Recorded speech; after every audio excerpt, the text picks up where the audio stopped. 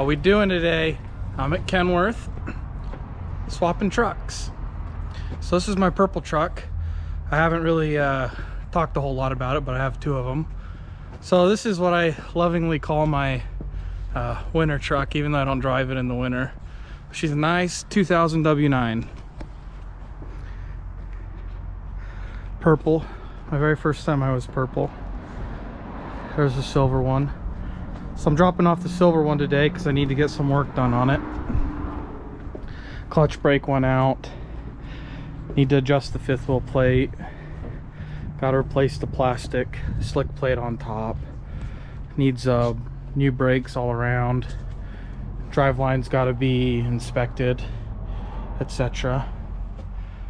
Dealing with some stuff on the inside. Need new mirror brackets.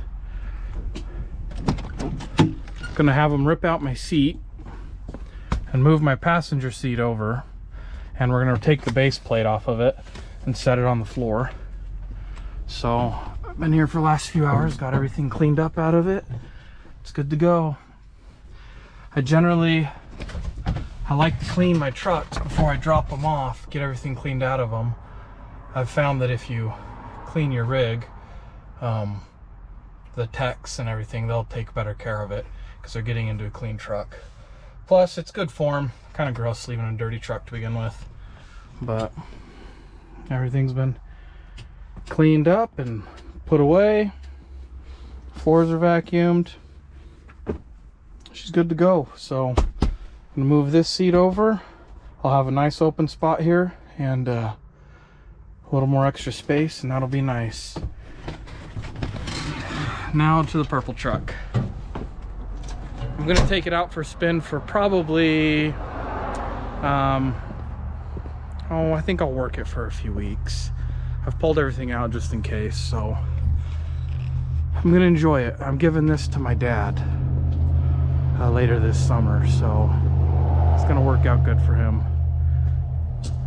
I pulled it out of a hay field and bought it from a buddy of mine for 14,000 bucks, and $60,000 later it runs pretty good. Probably not 60 grand, but it's been a lot. One of these days I'll go over what it costs to kind of rehabilitate one of these old trucks, bring them back from the dead. But old wood grain steering wheel, it's got the old dash in it. I've done a lot of work to this, a tremendous amount of work. It can't be understated how much work I've done. Got the old tan interior, etc. So I've pulled out everything.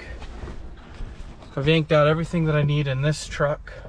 For my silver truck, I've put it in here, and I'm ready to get going. So I'm gonna finish hooking this up. We're gonna go get some diesel. I gotta take my trailer to the shop. So this is my shop that I use for my truck. I have two shops. One's in Montana, the other's in Utah. And then the trailer's got to go to a shop in Idaho. So a lot of work when you have everything spread out across different states. But if you want things done good quality, you have to pay the price like that. You got to sacrifice. So my mechanic, I've been using him for 5 years. He has moved from Utah and Nevada and Montana. And every time he goes somewhere new, I follow him. I take all my stuff to him. So he's in Montana now. And so everything comes to Montana. Part of the gig, but that should say something. If I'm willing to follow him around to all these states, he's obviously really good at what he does. So all right, gonna hook this up, go get some diesel, and go home. It's spring break, but I'll record some of the drive, and you guys will just get to enjoy the sounds of a vintage W900.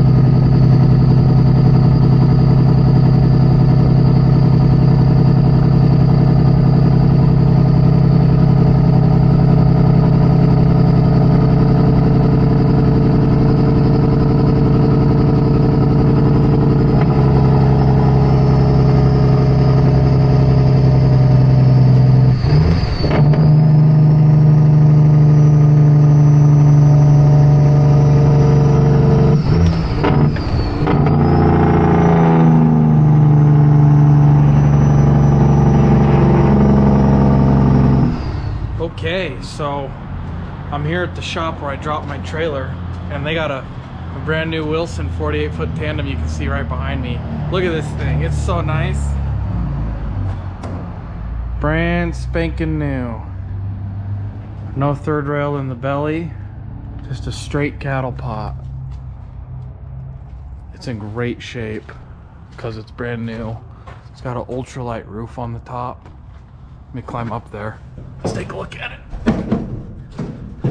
Instead of having a metal roof, it's got a, it's like a fiberglass. That's really nice.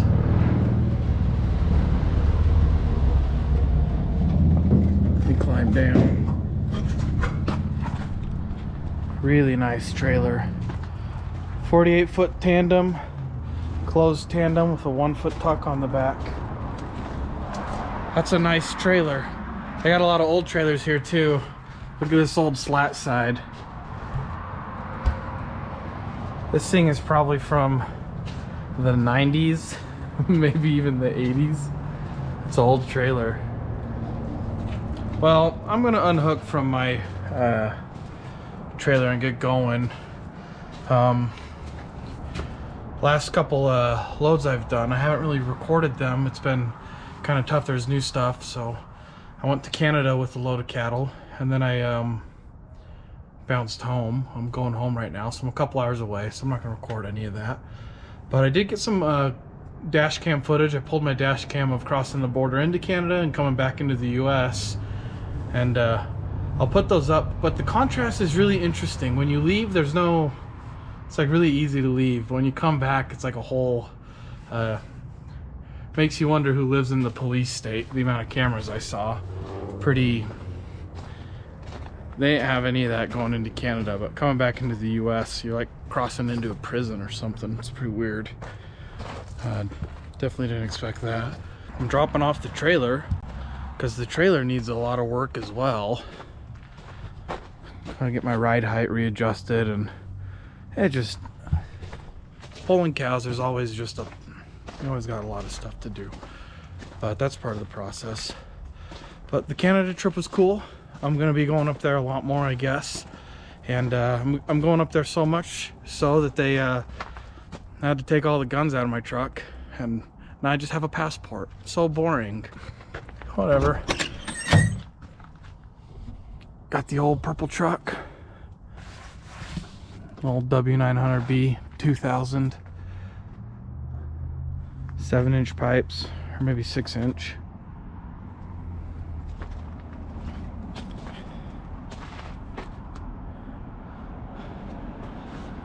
Used to say plumb broke on the back, which I still think is funny. 24 5s. I think these are 295 24 5s. Yeah, or 285. I have thought about dropping it down to 22 5. I'll let my dad make that decision. I'm giving it to him. He can choose. So I got some cool stuff when I was in Canada, so let me show you. Let me grab it.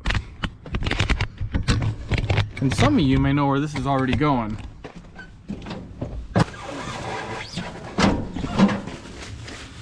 Of course, I'm a sucker for the beef jerky. Close the door here. Oh, whoops. I guess I'll just leave it open. So I stopped in Baker, California earlier last week and got my Alien Fresh, Alien Extreme beef jerky. Let me hold that up there. It's my most favorite one, but this last batch they made was super flippin' hot. I haven't been able to eat very much of it because it's just been so tough. It's usually really hot to begin with, but this was almost unbearable. I can't even enjoy it. But here's what I got in Canada, which I'm really excited about. Myself some Szechuan jerky. It's from a company called Longview Jerky Shop. It's 100% Alberta beef, and I'm pretty sure they had a, yep, longviewjerkyshop.com. I'll put a link to their website. Never tried this before because obviously I've never been to Canada, so I got a Szechuan flavor. I got a teriyaki, which I'm actually pretty excited about the teriyaki. And I got an original, which it looks like it's just peppered. I haven't even checked the ingredients, but pretty cool. Just swiped my debit card, it worked up there. Everything's in the metric system, so 70 grams. I have no idea how many ounces that is.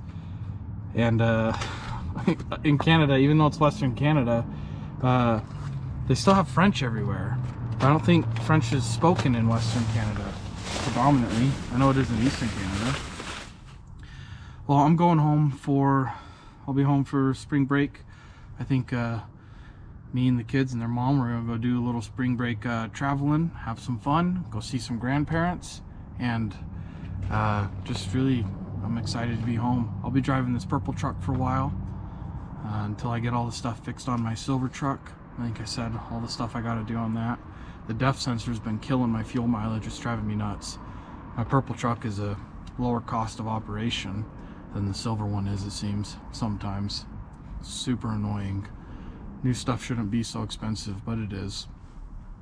And this thing is 23 years old. I turn the key on and it flipping starts every time. Old 60 series Detroit. Little low on power, but you can't do anything about that. I'm going home. Thanks for hanging out with me, and see you in the next video.